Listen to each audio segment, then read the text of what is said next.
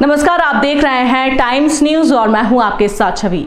मध्य प्रदेश में कांग्रेस नेता राहुल गांधी द्वारा हाल ही में शहडोल से चुनाव प्रचार की शुरुआत की गई। शहडोल में उनके द्वारा दिए गए बयान को लेकर मध्य प्रदेश से आदिवासी समाज से आने वाले राज्यसभा सांसद समर सोलंकी ने पत्रकार वार्ता कर उनसे सवाल किया कि उन्होंने कहा कि पहले राहुल गांधी ये जान लें कि आदिवासी समाज को ना बांटें। उन्होंने कहा जनजाति ही आदिवासी है, आदिवासियों में कोई और समाजवाद नहीं है। उन्होंने कहा पिछले 60 साल में कांग्रेस ने आदिवासियों के लिए कुछ नहीं किया। देश के प्रधानमंत्री नरेंद्र मोदी के नेतृत्व में आदिवासियों का विकास हो रहा है। चाहे प्रधानमंत्री आवास हो या स्वास्थ्य के लिए चलाई जा रही योजना, आदिवासियों का उत्थान हुआ है। वहीं मध्य प्रदेश सरकार ने भी आदिवासियों के हित में कई कार्य किए हैं। बहुत अच्छा सवाल किया और मैं उसी क्षेत्र का रहने वाला हूँ और उसी समाज का रहने वाला हूँ। आज से 20 साल पहले दिग्विजय सिंह जी का कार्यकाल इस मध्य प्रदेश में था।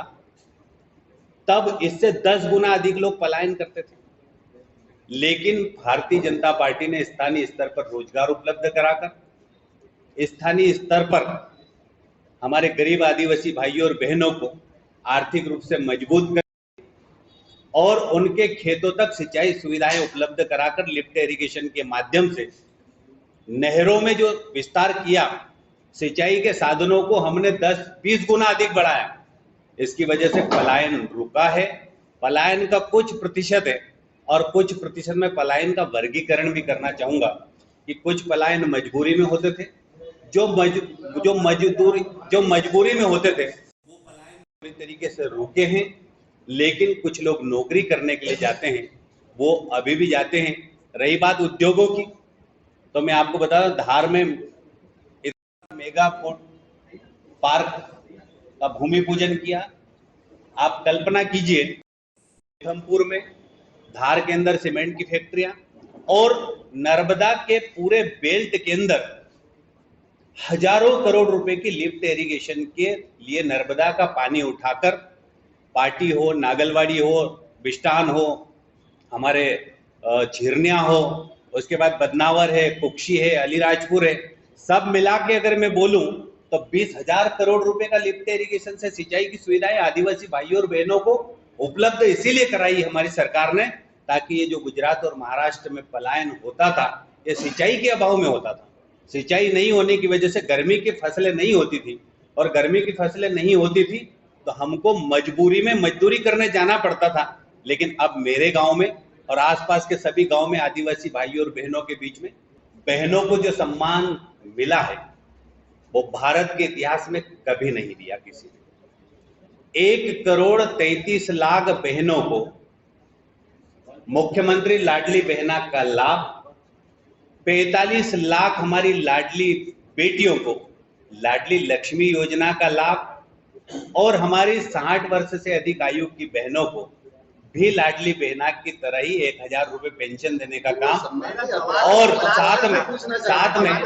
साथ में मैं कह रहा हूं आपको, और मध्य प्रदेश की धरती पर हमारी सरकार और हमारे मुख्यमंत्री जी ने कहा है कि बहनों के साथ अगर कहीं भी अपमान होता है तो उसे छोड़ा नहीं जाएगा, और कहीं बुलडोजर चलाकर उनके मकान तोड़ने का काम किया गया और उनको जेल की सलाखों के पीछे भेजने का काम भी किया है।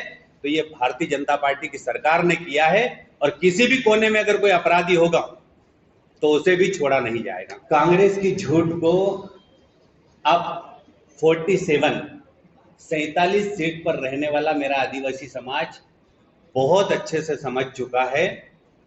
इस बार भारतीय जनता पार्टी के विश्वास, सबका साथ सबका विकास और सबके विश्वास के साथ पूरी 47 सीटों पर भारतीय जनता पार्टी का एक एक आदिवासी समाज का कार्यकर्ता चुनाव लड़ रहा है।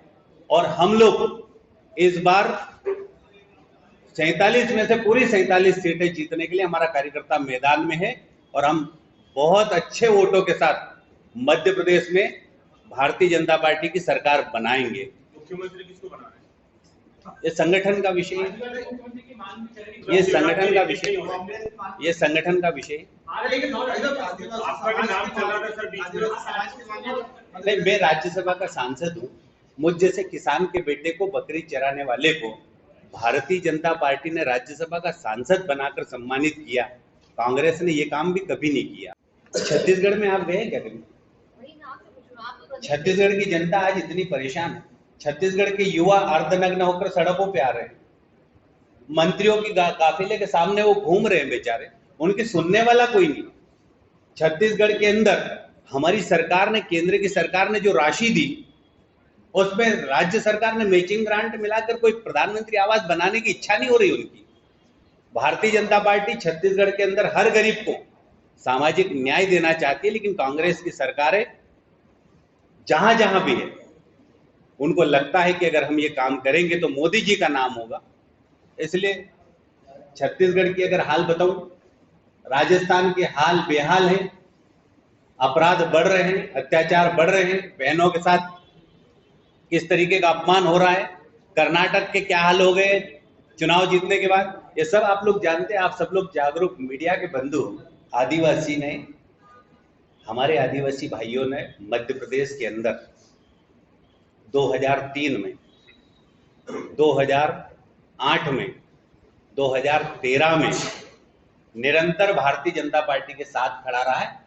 2018 में कांग्रेस ने हमारे आदिवासी समाज के भाइयों और बहनों के साथ, मध्य प्रदेश के गरीब भाइयों और बहनों को सिर्फ झूठा लॉलीपॉप देकर, झूठी घोषणाएं करके भ्रमित करने का काम किया। आज राहुल गांधी ने भी शहडोल में वही किया। लेकिन मध्य प्रदेश की जनता अब समझ चुकी है, कांग्रेस के फूट डाल और शासन करो की दुकान अब नहीं चलने वाली है। बहुत धन्यवाद आप सब।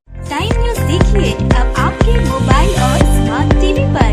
लाइव प्ले स्टोर से डाउनलोड करें।